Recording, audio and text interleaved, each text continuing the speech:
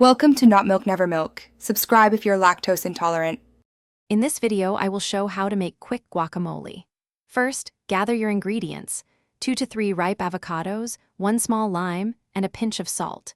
You might also want a 1/4 cup of finely diced red onion and a tablespoon of chopped cilantro for extra flavor. Having everything ready makes the process super smooth and fast. This simple combination creates a delicious base for your guacamole. Now, let's prepare those lovely avocados. Carefully cut each avocado in half lengthwise, then twist to separate. Remove the pit and scoop the creamy green flesh into a medium-sized bowl. Using a fork, gently mash the avocado to your desired consistency. Some prefer it chunky, while others like it smoother. Aim for a texture that's easy to scoop but still has some body. Time to add some zing. Squeeze the juice from 1/2 of your lime directly over the mashed avocado. Start with about 1 tablespoon.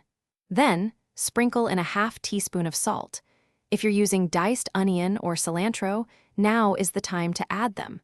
Gently fold all the ingredients together until everything is evenly distributed. Taste and adjust the seasoning as needed for perfect balance. Your quick guacamole is now ready to enjoy.